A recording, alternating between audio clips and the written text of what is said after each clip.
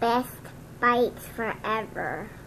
Hey, what's up everyone? I'm Chef Alicia and today I'm going to show you how to make my version of pumpkin chili. This is a really great recipe if you've kind of had a long day and you're not necessarily in the mood to like throw down this huge meal or whatever, but you know, you can have a good half hour or so to cook because it takes about that long to get it going and then you can just kind of like let it do its own thing on the stove. But it's awesome because it's super comforting, especially like I said, when you've had kind of a long day and you need like that warm tummy feeling you get when you have something delicious that kind of reminds you of fall and home and you know, all those good things. So anyway, this is a super really yummy recipe and I love it. My kids love it, the whole family loves it, and you know, eats it up, the whole deal. Plus it's nutritious if that matters to you at all, which it does to us of course because you know, we like living. So anyway, enjoy.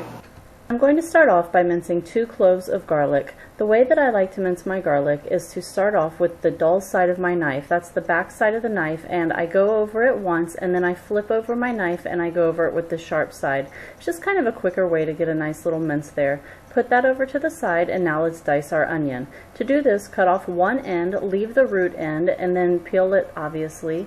Then you're going to cut it flat ways and then kind of into French fries, and then once you get the long slices done, turn it and give it a nice little small dice going the other direction. Move all of this over to your pot of oil. You should have about 2 tablespoons of oil heating up on the stove. I usually use olive oil, but you can also use canola oil for this. And I'm just going to give my onions a little stir in there before I add in about a teaspoon of kosher salt and a little bit of fresh ground black pepper. Once I get all of that in there, I'm going to stir it in there again and let the onions cook for about a minute before I add in my garlic.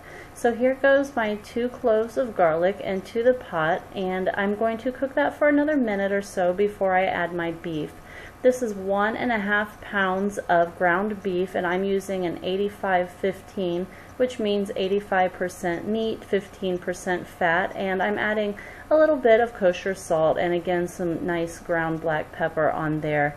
Now I'm just going to cook this around and kind of mush it into the onions until it starts to brown, and then cook it the rest of the way until it is completely cooked all the way through and it looks like this. When I get to this stage, it's time to add my tomatoes, and that is a 14.5 ounce can of organic diced tomatoes, and I'm just going to stir those in until they are nice and incorporated into my chili. Next, I'm going to add 15 ounces of pumpkin puree. You can see here that I have homemade pumpkin puree and I have it frozen in 15-ounce portions. There is a video if you would like to make your own at home, but you can also use a can of pumpkin puree for this recipe. So I'm basically just letting my pumpkin puree melt into my chili right now, and it's taking its time, but it only takes a minute or so. Once I get that all melted, I'm going to add in 2 tablespoons of chili powder and 1 tablespoon of pumpkin pie spice. And I also make my own pumpkin pie spice, and there is also a video recipe for you if you would like to check that out. At this time, check your seasonings and decide if you need any more salt and pepper and make any adjustments that you need, and then add a can of water. And I just used that same can, so it was 14.5 ounces of water that I just now added into my chili. And now I'm adding a 6-ounce can of tomato paste. And don't worry if you're not getting all of these measurements, I'm going to put them all at the very end of the video. I will list it out for you. Give that a nice little stir and let it cook until the seasoning is beautiful. Now, this chili is perfect for me without the beans, but I know some of you out there don't think it's chili if it doesn't have beans in it. So I did go ahead and add a can of the dark red kidney beans just for the video, although like I said, I personally preferred this particular chili without it, but add them in if you like them. And once the beans are warmed through, this chili is ready to serve. I am having mine with a piece of rye bread with some goat cheese spread on it, and it is going to be super fabulous and delicious, and there's a little bit of parsley for the garnish. This is so good. Yeah.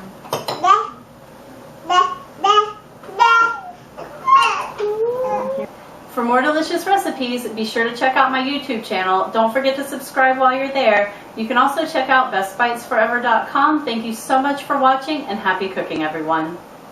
bestbitesforever.com